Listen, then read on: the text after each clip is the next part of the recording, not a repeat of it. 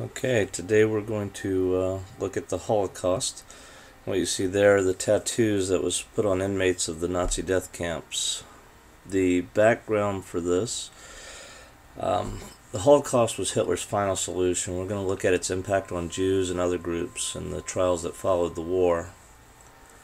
Specific groups that are object of hatred and prejudice faced discrimination increased during wartime. Questions: what was the Holocaust and who were its victims? And two, what was the short-term and long-term significance of the Holocaust?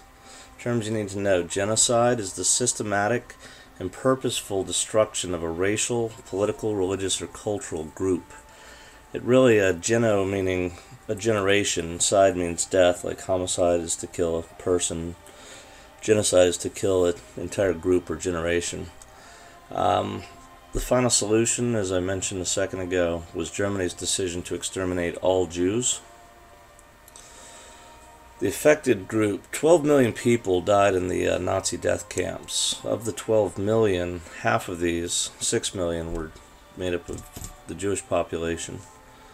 The other half were formed mainly by Poles, Slavs, Gypsies, and the undesirables, which were homosexuals, the mentally ill, political dissidents, people who disagreed with the Nazis.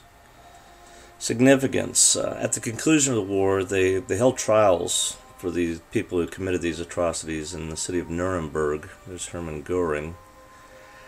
In these trials, Nazi leaders and others were convicted.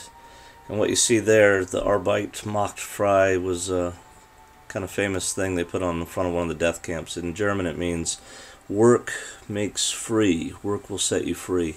Clearly it was a lie. Alright.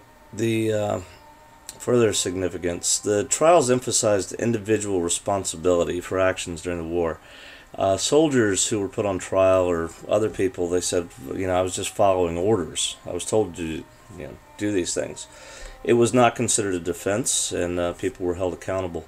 And this picture I find particularly disturbing because the soldiers are supposed to, in our country, represent the people who protect us from oppression. And here you see a soldier prepared to kill the innocent, the helpless. Our next slide. Trials led to increased demand for a Jewish homeland, and in 1948, Israel was created as a safe haven for Jewish people. This really brings us to why we study history to begin with. For the dead and the living, we must bear witness. We remember these things so that we know what people are capable of, and we know that we need to guard against them.